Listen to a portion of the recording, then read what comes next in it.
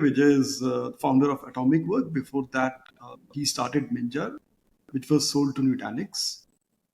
Vijay has been dabbling with a lot of startup ideas ever since I've known him, like I think more than 10 years. Great to be here, Ashish. Thank you for having me. Actually, we know each other for like almost 18 years, 2006, when I wrote that blog post of how I tried a startup and lost 6 lakhs or something like that. Right? Great to be here. Great to see, how far we have come as a startup ecosystem in Bangalore and India on tech side. Very excited to be building AtomicWork. Hopefully, my last startup, everybody thinks I'm super crazy to get back to the excruciating pain of startups. But I'm really enjoying the journey so far. So you built Minjar, I think that was what, 2015, 16 timeframe, right? So yeah, I built it from 2013 to 2018. So we started, in 2012 September. Yeah. We called the company, and I think 2013 is when we actually started working. And we exited to Nutanix in December 27, and then we joined them officially in March 2018. Yeah. So Minjar was also an enterprise, and even AtomicWork is, right? Walk me through some of the evolution that you are seeing in the whole enterprise space, right? Even in terms of, say, finding product market fit to the GT motion. So Minjar was this cloud management system, right? So primarily we built it. We used to sell it to mostly cloud engineers, architects, head of engineering kind of people who are interested in tracking, their cloud deployments for cost, for configuration management, for security compliance and automation. Okay. So it was also small ACV, I would say, compared to what we are trying to do now at AtomicWork. So the ACVs were like $5,000 to $10,000. I used to think that's a lot of money back then, and and then quickly after a couple of years, we figured out even at Minjar that hey, we need to get to $30,000 to $50,000. Otherwise, the cost of acquiring engineering teams as a customers. Because their expectations are very high, both in terms of what they want from product and the kind of support they expect from you, and their tolerance for failure is very low. So we said, okay, unless we increase our ACVs dramatically, we won't be able to serve this market, right? So we then said, okay, maybe it's not a good idea to sell in India. Initially, we started selling in India the first year or so of Minjar, first year or two. And then we said, okay, it's better to probably go to US and sell from there. So I think 16 and 17 we mostly executed US go-to-market, and 14 and 15 is where we mostly did India and some of the Asia Pac, etc. From AtomicWork perspective, I think from day one we were very clear. So Minjar was like we started with an idea that led to a product. With AtomicWork, we started what price do we want to charge for the product, whatever we build. We said, do you want to build another 30-50K product, or do you want to build a few $100,000 ACV product, right? So in our heads, we were very clear that, hey, we tried building this 10, 20, 30K ACV kind of products earlier. We know how that game works. Maybe this time we should attempt $100,000 to few $100,000 ACV products, right? So we decided the price, and then we said, okay, let's build a product around that price.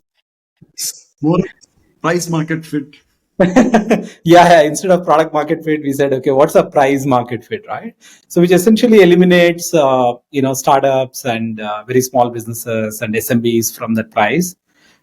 We typically want to get at least 6-figure ACV for AtomicWork. So like previously we sold in Minjar, I was selling to engineers, architects, and CTOs. This time I sell to IT managers, VP of IT, and CIOs, right? They're also technology buyer, but they have a little bit more patience than engineers, but they also are, lot more, conscious in terms of adopting, right? Engineers like want to tinker with like a lot of stuff very fast, but IT people, they only deal with shit every day at their work. They don't want to introduce more shit to their state of chaos, right? So they are like very conscious evaluators. They don't want to be the first guy testing in production. And we are also like a system that they use to manage issues of other systems, right?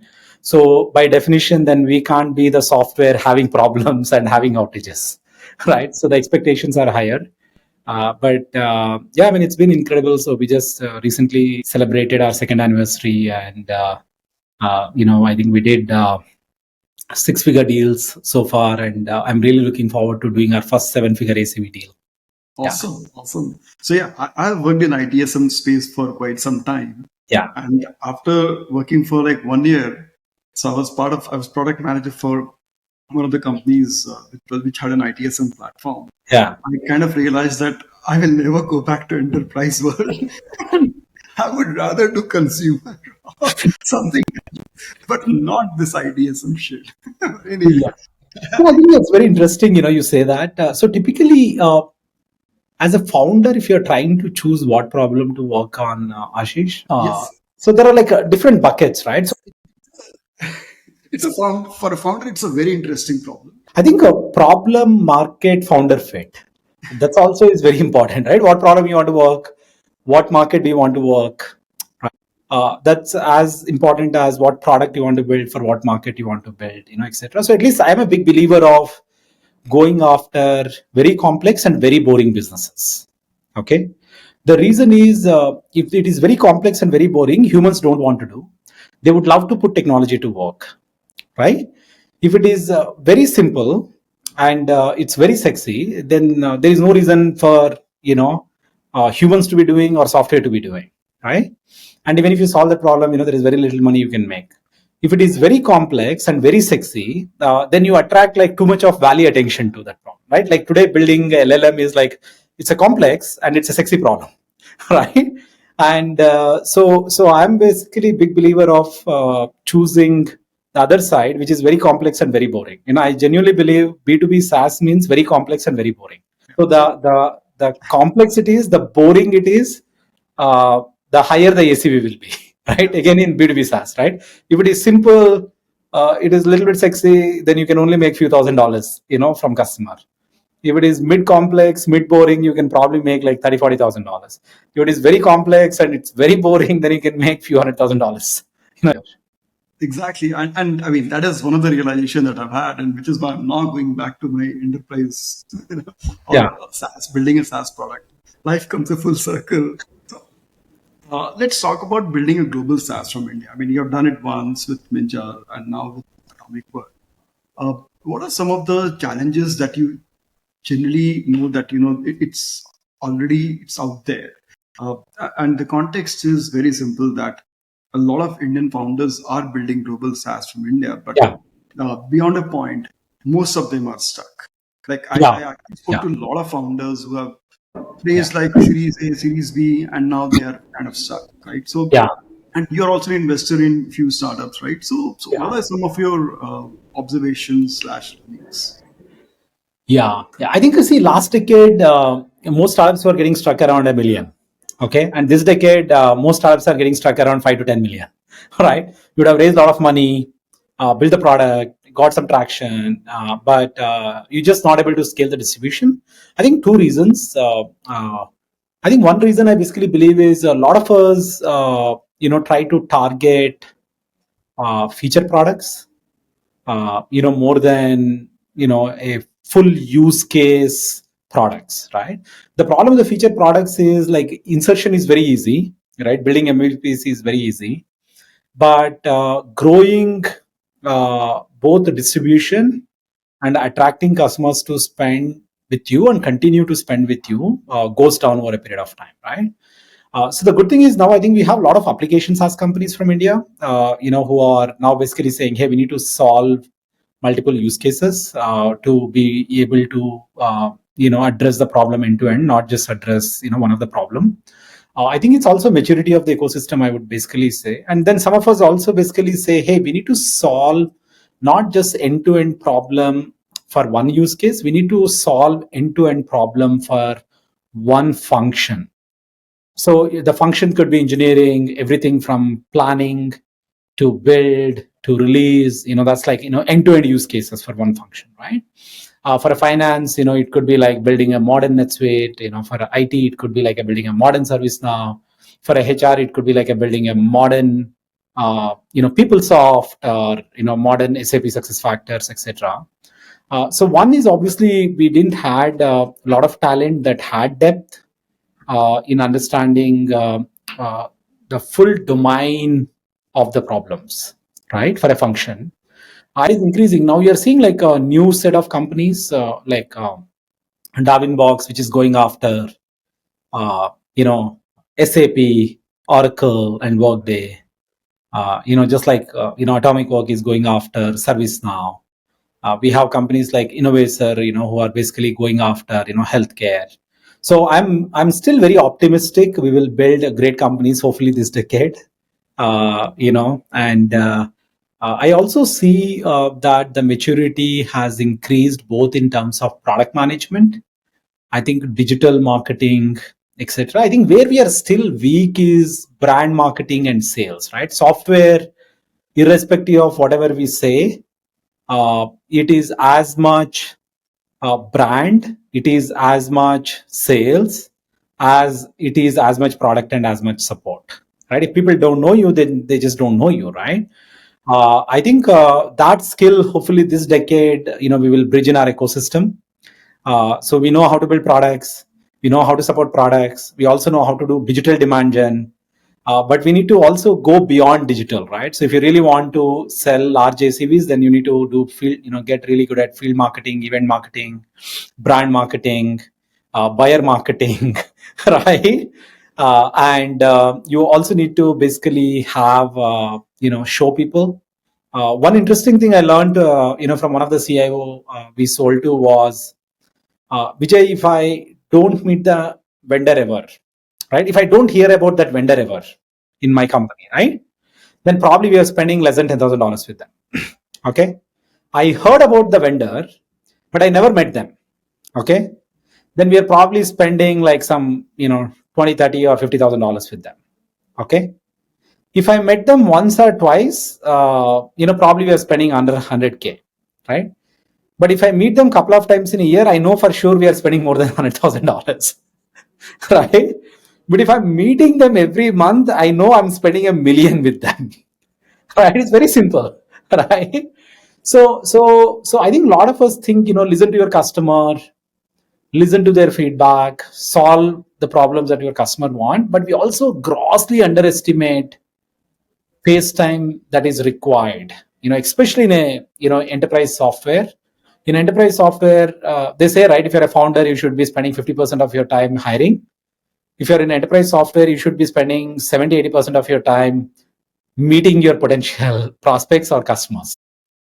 If you don't do it, I think it's very hard for you to come across relationships, build relationships, and share your vision and convince some of them to take a bet on you, and then grow your use cases and adjacency of use cases, right? It's like when there was a famous quote, nobody ever gets fired because of buying IBM. Yeah. So enterprise works like that. You want to feel like, imagine this Microsoft, the whole security issue which happened, right? Yeah. Microsoft had to do a lot of fixing for it. They Correct. actually ended up doing this security event, right? Yeah. Because Yeah. even if it is Microsoft, things are chaotic at that level. So Yeah. so it's actually more of that safety that the CXO should sleep with some peace of mind. Yeah, I think see the reason is also, look, people have too many problems, right? All of us, like if you're a buyer, right, of some software, we are not thinking about that software day in and day out, right? We just use it to get our work done, but our focus is on our business, on our customers.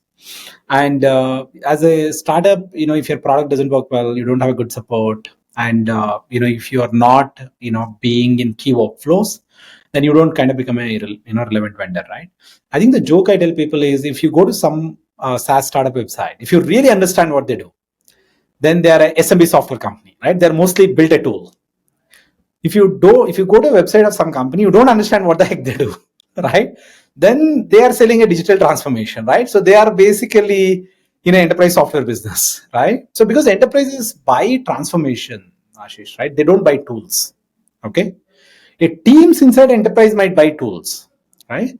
So transformation stories are sold by IBM, SAP, Oracle, Microsoft, your Accenture, Deloitte of the world, while most of us sell tools, right, to people.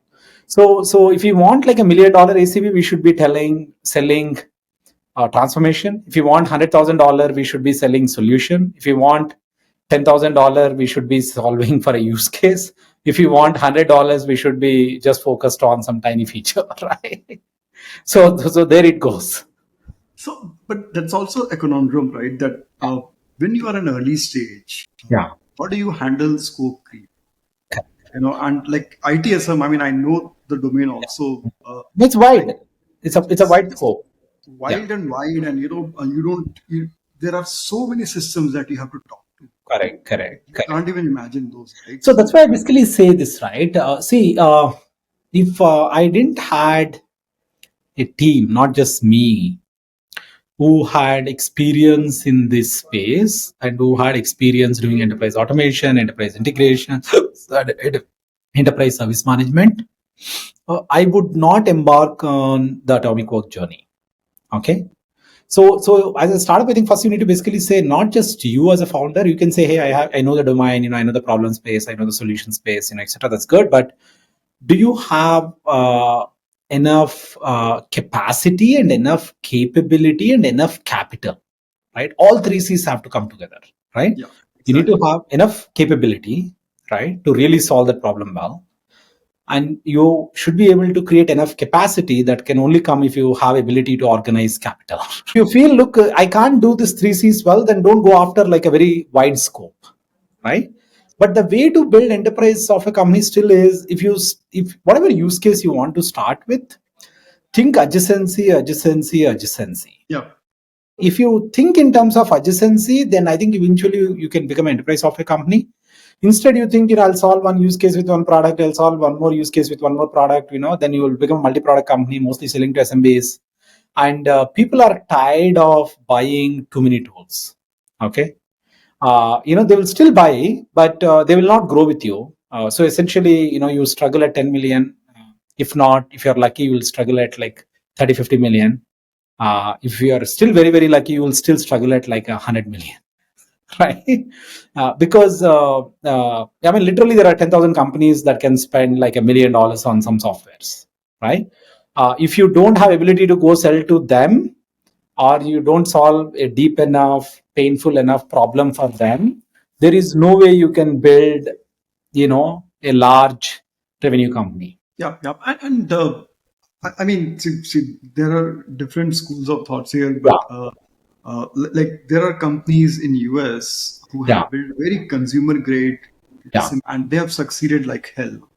And there are companies which are like really boring enterprise spaces, but they have struggled. But at the same time, the ones who are selling to SMB, if you manage to build a very consumer grade kind of a product and at the same time have a very clever GTM, right, then it just works out. No, I think some companies have done well. You're right. See, basically, Intuit was like a classic of good SMB company, right? And then recent times, if you look at like Cloudflare, has well, selling to small ACV. Obviously, they have moved up market. HubSpot has done well. Even Shopify has done well. A bunch of them have done well, Ashish. But look, the odds are extremely against you. Okay. So Intuit was the only company that has survived in a public market selling to SMBs for like more than 2 decades. Right? No company survives. Right?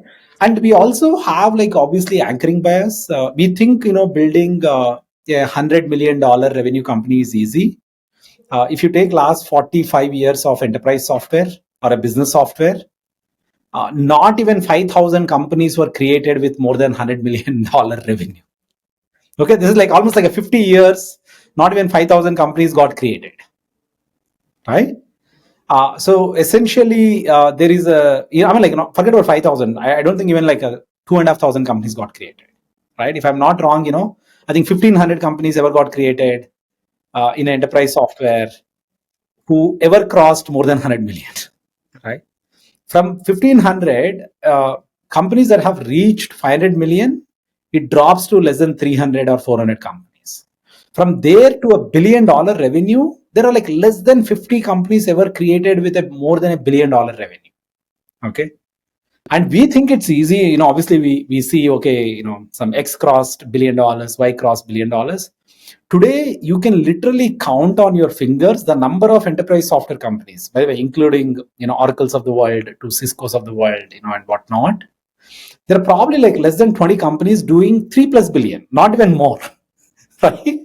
Literally, there are like not even like 20 companies, doing 3+ billion. So obviously, it's extremely hard, right?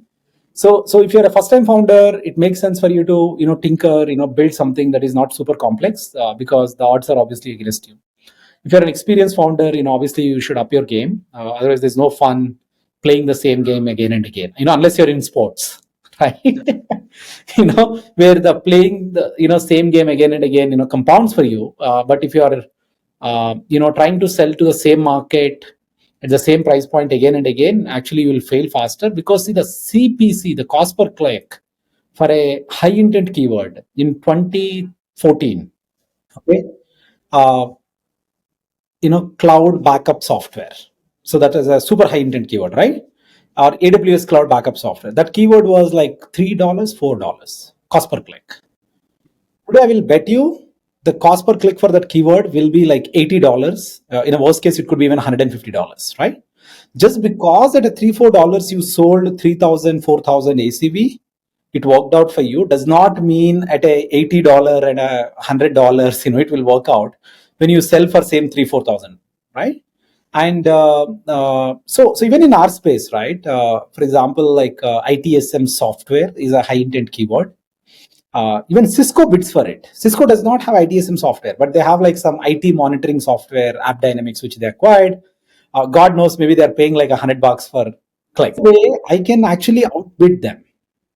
So I think you need to basically know the game really well. So if you want to build, for SMB, you have to figure out extremely efficient distribution, right? The distribution leverage has to be very high, right? And even if you want to build enterprise software with Salesforce, on your payroll, you still need to figure out what's the leverage, right? So the leverage only can come if customer can use more of it, and more of the customer can use more of it, right? I think very few products can be used by entire company, like email. Everybody in the company uses payroll software is for everybody. Chat software is for everybody, right? But if you look at a sales software, even CRM is only for sales team. Marketing software is only for marketing team. Project management software is mostly for like engineering team, right? If you build a CS software, that's only for a CS team. So you are obviously capped, right? The finance team. So you need to figure out what is the growth metric that can give you leverage as your customer grows or they expand. So that you have a built-in leverage in your product and your distribution and your ability to hold it, over a period of 10, 20 years, right? So, for example, people used to joke when ServiceNow went public, saying the entire market TAM of ITSM is like $2 billion, right? Not long ago, 2012, right? It's like 12 years ago, probably, right? Today, people say, okay, the TAM of ITSM is probably 50 billion, I don't know, 40, 50 billion, right? The ServiceNow itself is doing 10 billion, probably the real TAM is, so the way to make more people buy software is make it extremely simple and make it extremely valuable, right? Every time you push one of those levers, I think the TAM automatically expands. Yeah, exactly. And I mean, see, people look at time as a present thing, right? But they don't look at the future. So that's the most weird thing about talking to VCs. Yeah, I mean, it's actually in a ServiceNow case, it's not even VCs, it's like Gartner. So this were like trying to do, IPO roadshow. On one side, Gartner is telling everyone that, hey, the entire TAM of this company could be like 2 billion.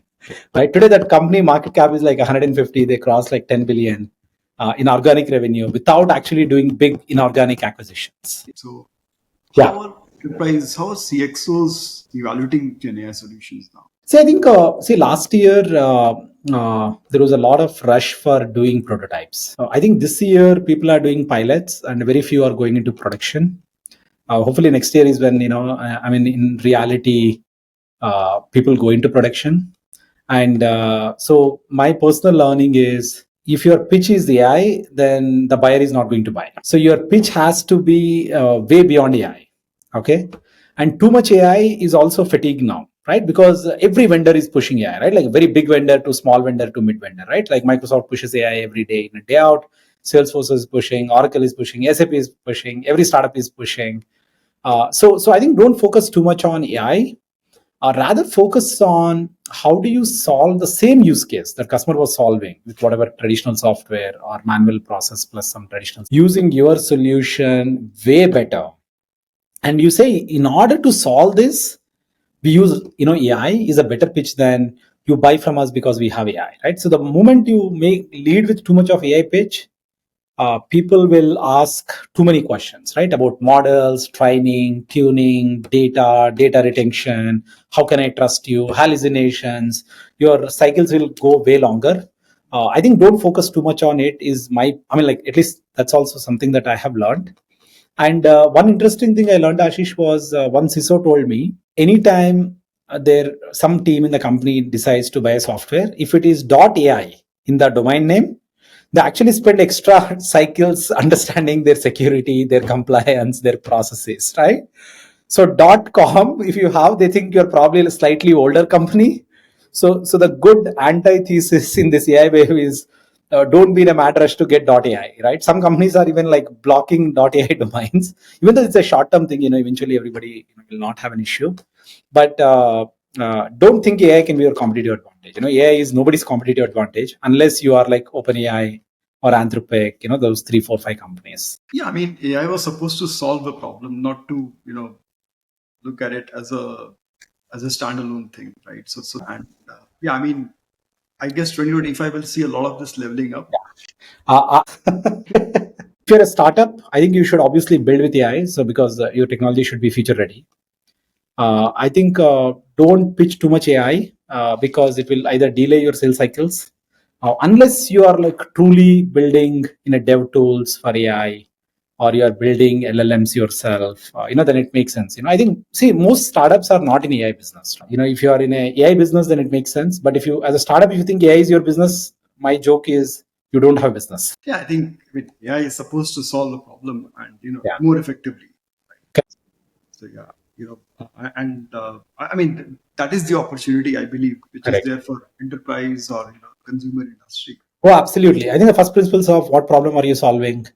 Problem selection matters more than technology selection, and market selection matters more than growth hacking. Right. So as long as you do a good problem selection, good market selection, I think you might not win still, but at least your odds will improve dramatically. What are your tips to founders who are building SaaS business, global SaaS businesses from India? There is also one school of thought very recently that you can also sell to Indian companies because the Indian market is growing. But obviously, I mean, you Yeah. don't seem to be in agreement with that. No, I think look. So typically, I believe software matters when per capita income is $40,000. Okay, if somebody can make $20 per hour on an average, productivity matters, efficiency matters. End of the day, software is about productivity and efficiency, right? Using that productivity efficiency, either you save time or you make more money. Okay. I mean, as a country, we are still time rich, money poor country. Okay. There are probably 500 companies who can spend $1 million on software. I mean, more than $1 million, right? Obviously, some companies could spend even like 50 million, or 100 million on software in India. But you just look at what's the overall, software business collected by global companies from India, $15 billion or so, right? I think 15 to $18 billion, if I'm not wrong, last year number was. In that, 15 to 16 billion was taken away by Google, Oracle, IBM, Cisco, HP, Dell, Microsoft, right? Some 8 to 10 of these companies, right? So you are left with like 2 billion, where probably 100 companies are competing for that 2 billion, versus there is a probably few markets where people can spend hundreds of billions of dollars. You're better off competing there. So that's at least my personal point of view. But I do believe I think at a cities level, our per capita income is going up dramatically. Like Bangalore, for example, has $8,000-9,000 per capita income, which is close to China's per capita income at a country level.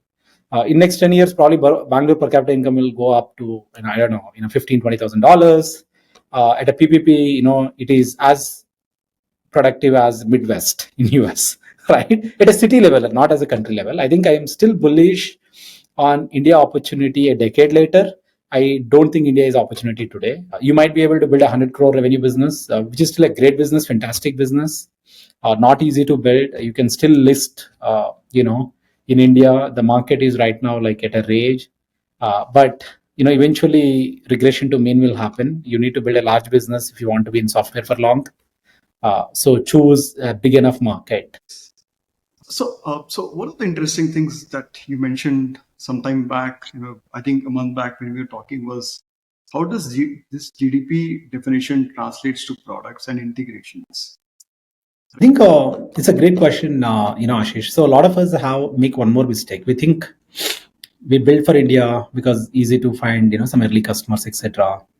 But the technology ecosystem of India is also very different, right? So you use a cheaper payroll, whatever, cheaper finance, you use cheaper ERP, etc. When you take the same product and try to go sell in the US market, the technology ecosystem of your customer is entirely different, right? So you almost have to spend like a couple of years to, make your product mature for the technology ecosystem.